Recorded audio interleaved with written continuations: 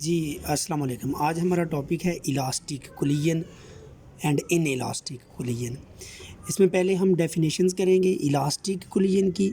Chapter number 3 का ये topic है नेक्स्ट जो हमारा सिलेबस में शामिल है। इलास्टिक कोलिजन की डेफिनेशन है ऐसा कोलिजन जिसमें काइनेटिक एनर्जी सेम रहे कोलिजन से पहले और बाद में। इसको हम लिखते इस तरह हैं, collision in which kinetic energy is conserved। तो ये बेसिकली शॉर्ट क्वेश्चन है, अभी जो हम पढ़ रहे हैं ना ये शॉर्ट के तौर पर पेपर में आया करता है। Collision in which kinetic energy is conserved. Conserved का मतलब होता है सेम रहना, इज़ कॉल्ड इलास्टिक कोलिजन।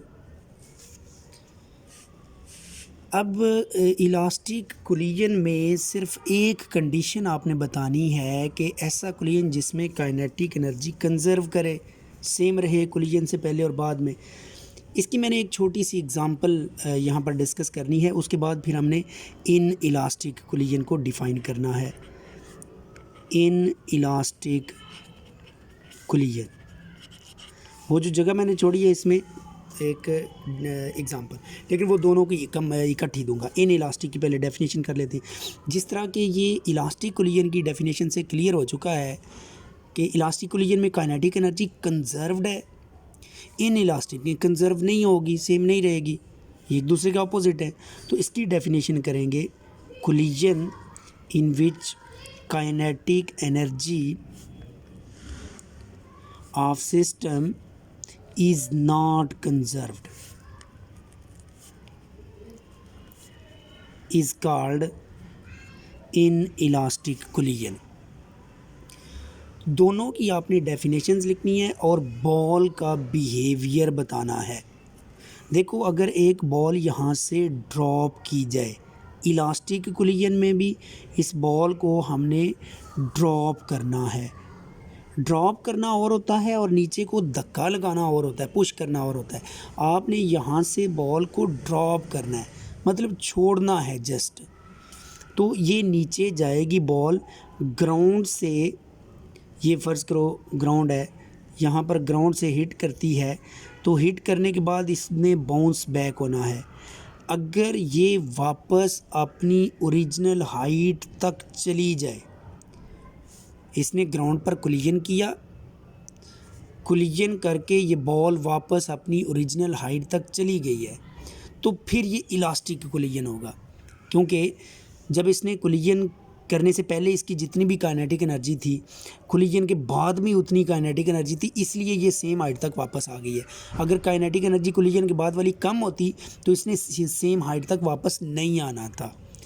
इसलिए हम इस बॉल के बिहेवियर को डिस्कस करेंगे कि when ball is dropped on a floor and it attains the same height after collision, then this is called elastic collision। हम देखते हैं रियलिटी में ऐसा नहीं होता। रियलिटी में जब भी बॉल को हम छोड़ते हैं ना, अब कई बच्चों के यहाँ पर क्वेश्चंस होते हैं कि सर बॉल तो जब हम नीचे गिराते हैं तो वो तो अपनी असली हाइट से ऊपर भी जा सकती है। वो ऊपर उस वक्त जाती है जब आप उसको नीचे ज़ोर से फेंकें, यानी नीचे की तरफ उसको धक्का लगाएं। वो वाला केस नहीं हम डिस्कस कर रहे। हम कह रहे हैं कि अगर हम अपने हाथ से बॉल को सिर्फ ड्रॉप करते हैं, जिस तरह ये मैंने बॉल पॉइंट पकड़ी है, मैं जस्ट इसको छोड़ता हूँ, तो फिर वो अपनी असली हाइट से ऊपर तक नहीं आ सकेगी और असली हाइट तक भी नहीं आ सकेगी। इसका मतलब रियलिटी में कोई कोलिजन भी तो इलास्टिक होता ही नहीं है, ये आइडियल केस है। हम इसमें यही बात डिस्कस करेंगे कि अगर वो इनिशियल हाइट तक आ जाए तो फिर इलास्टिक है, अगर ना आए तो इलास्टिक नहीं है। क्योंकि हकीकत में तो कोई भी नहीं आती, इसलिए हकीकत में कोई भी इलास्टिक नहीं है, कुछ ना कुछ हाइट उसकी नीचे ही रह जानी है। इन इलास्टिक में यही बॉल का बिहेवियर डिस्कस करेंगे। अगर ये बॉल है, इसको हमने ड्रॉप किया है, ये ग्राउंड को हिट करने के बाद अपनी इनिशियल हाइट तक वापस नहीं जा सकेगी, क्योंकि इसमें एनर्जी लॉस हो जाता है। काइनेटिक एनर्जी कोलिजन से पहले और होती है, बाद में और होती है, जबकि यहाँ पर लॉस नहीं होता आइडियल केस में। तो फिर हम इसमें कह सकते हैं कि हकीकत में जब भी कोई बॉल नीचे ड्रॉप करते हैं या कोई ऑब्जेक्ट ड्रॉप करते हैं तो वो ग्राउंड को टच करता है, तो वहाँ पर कुछ एनर्जी हीट के तौर पर लॉस होती है, कुछ एनर्जी साउंड के तौर पर लॉस होती है, साउंड पैदा होती है उसमें लॉस हो जाएगी, और कुछ वहाँ पर वर्क हो जाता है। तो इसलिए अगर इन तमाम फ्रिक्शन में कुछ ज़ाया हो जाएगी, एयर फ्रिक्शन में ज़ाया हो जाएगी, अगर इन तमाम लॉसेस को ख़त्म कर दिया जाए कि बॉल को नीचे फेंक के आवाज़ भी ना आए, हीट भी ना पैदा हो, एयर फ्रिक्शन भी ना हो, तो फिर ये बॉल अपनी इनिशियल हाइट तक वापस आएगी और वो वाला इलास्टिक कोलिजन बन जाएगा। तो ये दोनों कोलिजन्स की डेफिनेशंस और बिहेवियर ऑफ बॉल आपने, जिसको मैंने एग्जांपल के तौर पर डिस्कस किया है, ये आपने ज़रूर बताना है। इसके बाद अगर हम एक और चीज़ इसमें नोट के तौर पर MCQs में पूछा जा सकता है, लिख लेते हैं कि कोलिजन कोई भी हो उसमें मैंने मोमेंटम का कुछ नहीं बताया कि वो सेम रहेगा या नहीं रहेगा। याद रखना मोमेंटम हमेशा सेम रहता है तमाम कोलिजन्स में, और टोटल एनर्जी भी सेम रहती है। टोटल एनर्जी के बारे में तो आपने पढ़ा हुआ है कि law of conservation of energy ये होता है, एनर्जी के neither be created nor be destroyed. हाँ जी, इसलिए हम ये कह सकते हैं कि टोटल एनर्जी कंजर्व करेगी। कोलिजन कोई भी होगा उसमें टोटल एनर्जी और लीनियर मोमेंटम ये सेम रहते हैं। यानी अगर मैं ये पूछूं कि इलास्टिक कोलिजन में momentum before collision after collision change होगा या सेम रहेगा, तो वही सेम रहेगा। इसी तरह इन इलास्टिक में वो भी सेम रहेगा। इसके बाद जी लॉन्ग क्वेश्चन आता है elastic collision in one dimension का टॉपिक। ये लॉन्ग क्वेश्चन है, इसमें सेम वही डायग्राम हमने बनानी है जो कल बनाई थी। उस डायग्राम को मैंने यहाँ पर दोबारा ड्रा कर दिया। फ़र्ज़ करो ये मैस M1 M2, M1 की वेलोसिटी V1, M2 की velocity V2, both are moving in same direction in same line. If V1 is greater than V2, ये कंडीशन लगा दी जाए V1 ग्रेटर देन V2 हो जाए, तो फिर पिछले बॉल ने अगले बॉल को जाके हिट करना है। हिट करेगा तो हिट करने के बाद यानी आफ्टर कोलिजन ये सिचुएशन है कि अगले बॉल की वेलोसिटी बढ़ जाएगी, उसको V2 प्राइम कह देंगे, और पिछले बॉल की वेलोसिटी थोड़ी सी कम हो जाएगी। अच्छा, यहाँ पर देखो कल भी मैंने बताया था कि अगर आप एक बॉल आगे फेंकते हैं, उसके पीछे एक और बॉल भेजते हैं जो कि तेज़ था, तो ये भी चांस है कि वो उसको हिट करके वापस आ जाए, ये भी चांस है कि वो उसको हिट करके रुक जाए, ये भी चांस है कि पिछला बॉल अगले बॉल को हिट करने के बाद आगे जाना जारी रखे। तो हम वो वाला केस पढ़ रहे हैं जिसमें पिछला बॉल जब हिट करेगा अगले बॉल को तो ये मामूली सा कोलिजन है, तो वो हिटिंग के बाद आगे जाना जारी रखता है, सिर्फ स्लो हो जाता है। उसकी स्लो वेलोसिटी को V1 प्राइम कहा है, और अगला बॉल तेज़ हो जाता है, उसकी वेलोसिटी को V2 प्राइम कहा है। तो इस केस में जो कल हमने लॉ पढ़ा था, law of conservation of momentum, वो अप्लाई करेंगे यूजिंग कंजर्वेशन ऑफ मोमेंटम। उस लॉ के तहत हम लिख सकते हैं momentum before collision M1 V1 plus M2 V2, ये टोटल मोमेंटम है before collision, equal to M1 V1 prime या dash plus M2 V2 dash. ये हमने कल फार्मूला ड्राइव किया था। इस फार्मूले में हमने करना ये है कि जो मैस जो वन वाली टर्म्स हैं जिनके साथ वन लिखा हुआ है उनको एक तरफ कर लें, दोनों को मैं लेफ़्ट साइड पर ले आता हूँ, तो आंसर आ जाएगा M1 V1 minus M1 V1 dash equal to, ये दूसरी साइड पर कर लें तो M2 V2 dash minus M2 V2। इनमें से अगर M1 को कॉमन ले लें लेफ़्ट साइड से तो ये आंसर आ जाएगा M1 into V1 minus V1 dash, और दूसरी साइड से M2 को कॉमन ले लें तो ये आंसर आ जाएगा V2 डैश माइनस V2। इसको हम फार्मूला नंबर 2 कह देते हैं, और फार्मूला नंबर 1 ये सबसे पहले जो इक्वेशन लिखी इसको कह देते हैं। इनको हमने आगे यूज़ करना है इसलिए मैंने इनके नाम रख लिए। उसके बाद कंजर्वेशन ऑफ काइनेटिक एनर्जी को यूज़ करते हैं। कंजर्वेशन ऑफ काइनेटिक एनर्जी ये है कि काइनेटिक एनर्जी बिफोर कोलिजन बराबर होगी काइनेटिक एनर्जी आफ्टर कोलिजन के। तो मैं यहाँ पर लिखता हूँ, पहले बॉल की काइनेटिक एनर्जी का फार्मूला हो जाएगा हाफ M1 V1 स्क्वायर, दूसरे बॉल की काइनेटिक एनर्जी का फार्मूला है हाफ M2 V2 स्क्वायर। तो ये टोटल काइनेटिक एनर्जी आ गई है बिफोर कोलिजन। इसी तरह कोलिजन के बाद जो काइनेटिक एनर्जी वो चेंज हो जाएगी क्योंकि वेलोसिटी चेंज है, तो half m1 v1 dash square plus half m2 v2 dash square. अब यहाँ से हमने 1/2 को इधर से और इधर से कॉमन लेकर कैंसिल कर देना है। ये देखिए मैं अगले स्टेप में इस 1/2 को इस 1/2 से कैंसिल कर देता हूँ, दोनों साइड से कैंसिल कर दिया।